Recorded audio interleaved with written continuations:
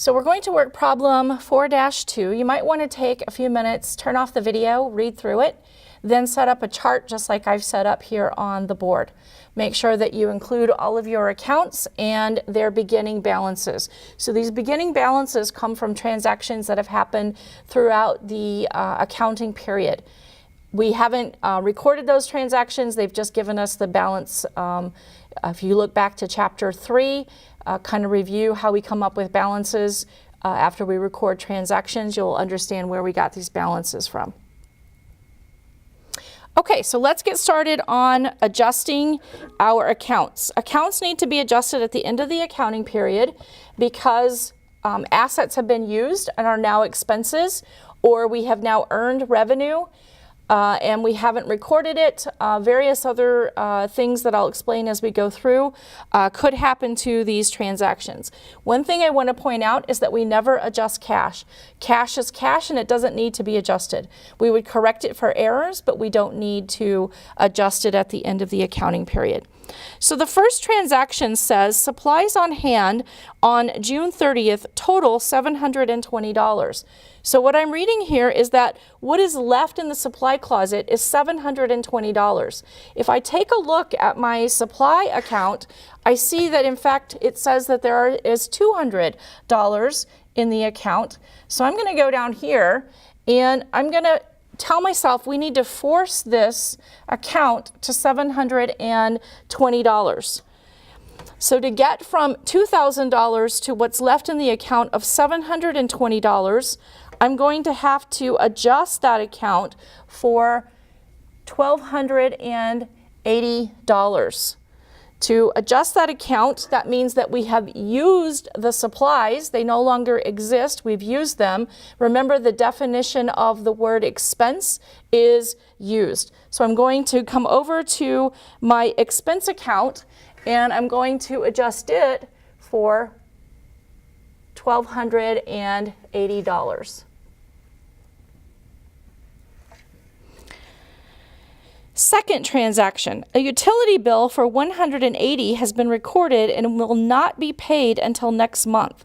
So we're not paying any cash here, but because we need to match revenues and expenses, we want to get this utility bill on the books. So remember, the definition of accounts payable is something that we owe. We have already used our utilities. Remembering that the definition of expense is something that we have used.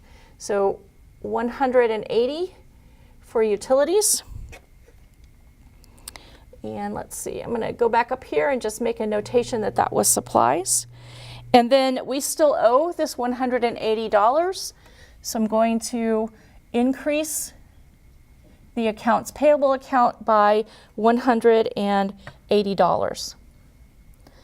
The insurance policy is for a year. Notice that we have an insurance policy here that is prepaid. So this is prepaid insurance. We have used up 1 month of the insurance. So we need to record the use of this insurance policy for 1 month out of 12. So you want to divide the 2,880 by 12. And we get 240. So we're going to reduce the insurance policy by 240 and show its use, remembering again that the definition of an expense is something that we use. So we'll record an expense or an adjustment to the expense for $240. The fourth transaction that we need to adjust are services were performed for $4,100 of unearned service revenue by the end of the month. So let me take a moment and explain unearned service revenue. When we record unearned service revenue, that means that the customer gave us cash up front, but we still owe the service to them. So what this transaction is telling me is that I have now performed the service, so we no longer owe it. And we have performed services of $4,100. So we want to reduce what we owe to the customer. And now we can record that as revenue. So we want to increase revenue by $4,100. $100. So that falls under the revenue column there. The next transaction is salaries of $1,250 are accrued on June 30th. So when they use the term accrued, they're not talking about paying it, they're talking about getting it onto the books so that we can match revenues with expenses. So our employees have worked for us and we owe them the $1,250. So we have salaries and wages payable. I owe them payable. I owe them $1,250. However, I'm not going to pay them at this time, but they have already performed the services. So we have used their services, their expertise to accomplish what we need to accomplish at the business. So I'm going to record an expense of $1,250. 6, the equipment has a 5-year life with no salvage value and is depreciated at $250 per month for 60 months.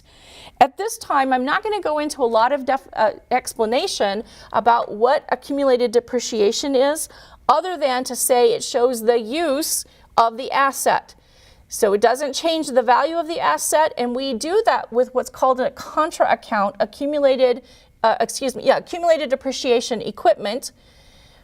And it is a contra account to the equipment account. So it reduces the equipment account. They told us that the depreciation was $250.